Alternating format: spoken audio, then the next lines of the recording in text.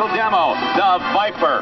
You'll see a B-2 stealth bomber flyby, and of course, you won't want to miss your United States Navy's flight demonstration squadron from Pensacola, Florida, the Blue Angels.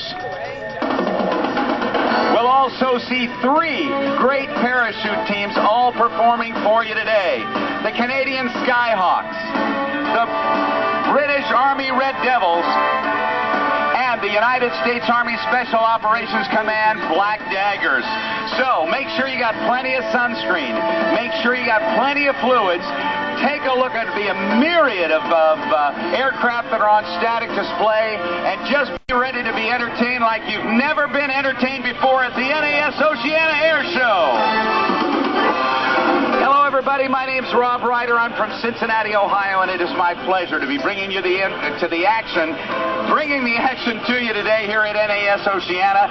Keep your eyes out in front of you as we get ready to launch the fleet.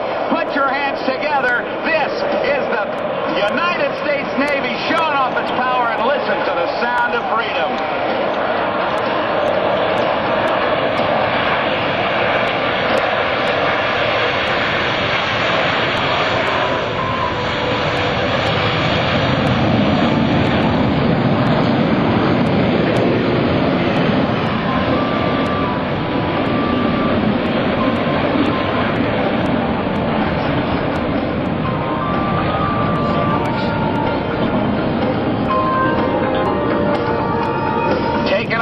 The F-14 Tomcats, and the one with a fancy paint job, ladies and gentlemen, reminiscent of those paint jobs in the 1970s and the 1980s, is the F-14 Tomcat demo, the last of the cats.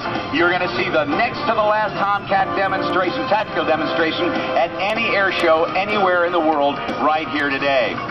Now, bringing it up, ready on military power. We're getting ready to launch now some F-18 Hornets. These are the C model Hornets.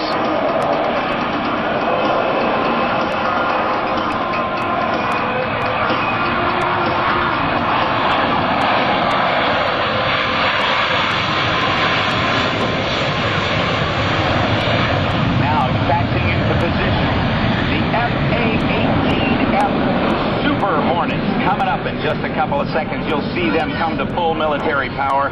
What a show you will see from them today.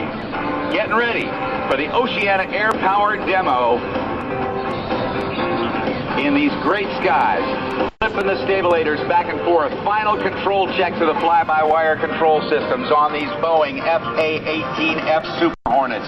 2 crew members in each aircraft. The brakes are off. They're doing a section takeoff.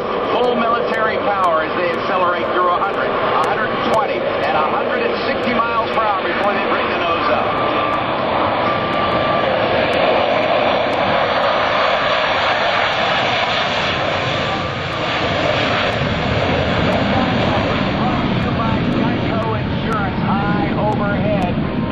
At 10,000 feet, and we'll get the fleet aircraft up and over the top and out of the way as we prepare to bring in Dale Snodgrass in the F-86 Sabre jet. Take a look, ladies and gentlemen, from the left and low. Here comes Dale Snodgrass in that Sabre jet at over 450 miles per hour.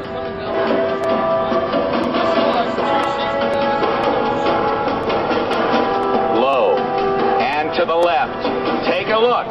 The airplane that changed the air war. Whoa, yeah, look at this guy dragging that wing on the ground. 5,000 hours on the Tomcat, one of the best pilots anywhere in the world. How about that for a great starting pass for the F-86 Sabre jet? Wow. Climbing now through 2,000.